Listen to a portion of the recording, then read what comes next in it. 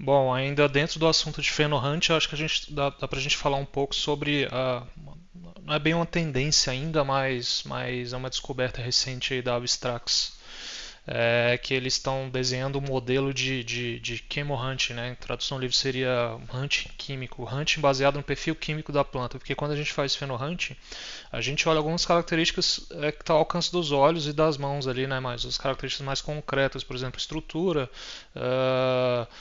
da planta no geral, e aí tem potência também, que a gente consegue testar em laboratório, já é um pouco mais acessível, dá para fazer o smoke test, né, para saber se a planta é potente. Aroma e sabor, que é um pouco subjetivo, mas ainda é mais concreto, né, mais pragmático para a gente testar isso aí. E aí o pessoal da Abstract está desenvolvendo uma pesquisa, para quem não lembra, eles descobriram diversos compostos lá no passado, acho que foi ano passado, ano retrasado. Eles fazem muita pesquisa de laboratório com cannabis, né? E eles descobriram alguns compostos diversos lá que vão além dos terpenos e flavonoides e tudo aquilo que a gente já sabe que existe na ganja. Eles descobriram ali os VOX, os TSCS, enfim.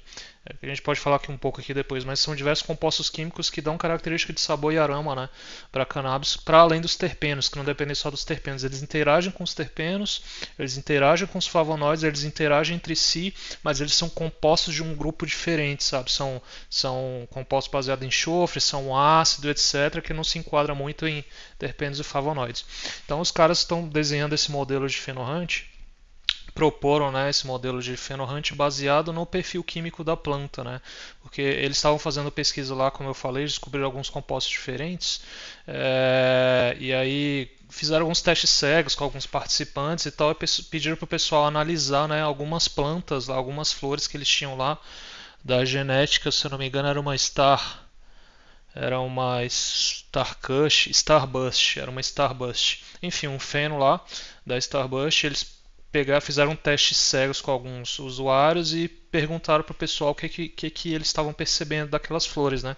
Se não me engano, foi 5 ou 6 flores diferentes de plantas diferentes cultivadas de formas diferentes e um grupo de usuários conseguiram perceber em algumas flores, né? Conseguiram perceber uma coisa mais frutada, às vezes meio cítrica, às vezes mais frutas azuis, enfim, um perfil mais frutado diverso em algumas flores daquele feno cultivado de determinada forma, e outros usuários perceberam um perfil mais puxava para queijo, um lance mais ácido, mais aquele lance mais curado, biológico, né? Aquela pegada assim mais de cheese mesmo.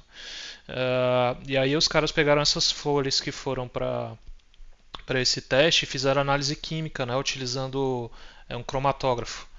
E aí eles viram que o perfil terpênico dessas flores era muito parecido, eram 5 flores, 5 amostras. Então eles perceberam que o perfil era muito parecido dessas flores, perfil terpênico e flavonoides era muito próximo, assim, muito próximo mesmo, e o que tecnicamente deveria apresentar aroma e sabor parecido por conta disso, né? Mas não, eles viram que tinham perfis bem diferentes apesar disso. E aí, no meio das pesquisas, eles descobriram que algumas dessas flores cultivadas de determinada forma desenvolveram mais um composto chamado Tropicana sulfur, que seria enxofre tropicano em tradução livre, eu não sei como traduzir isso, mas é o TCSC, né, que é a sigla para um composto que eles mapearam e chamaram dessa forma e que dá esse perfil mais frutado, mais destacado e tal. E as outras flores tinham uns compostos baseados em ácido decanoico e octanoico, que são ácidos encontrados no queijo curado, por exemplo. Então algumas flores puxavam mais para o frutado por conta desse composto sulfúrico ali, tropicana sulfur, e outros puxavam mais por queijo por conta desses ácidos decanoico e octanoico, mesmo tendo o mesmo perfil terpênico e quase o mesmo perfil de terpenos e flavonoides serem o mesmo feno, a mesma genética, fenos diferentes e cultivados de formas diferentes, né? E aí eles descobriram isso. Eles descobriram, por exemplo, que na presença desses ácidos, desses compostos de enxofre, esses ácidos que puxam para queijo, eles se escondem, sabe? Eles meio que interagem e não se destacam muito no perfil organossensorial no perfil sensorial daquela flor.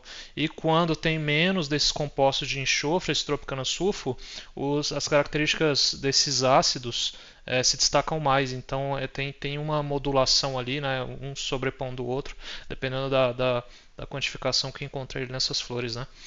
E É bem interessante essa proposta dele de fazer um hunt baseado em perfil químico, né? Claro que não é muito acessível, né? Você não vai fazer um hunt doméstico na sua casa, botar ele, mandar para um laboratório e fazer toda essa análise complexa que eles fizeram para falar, não, esse aqui é a flor que eu quero.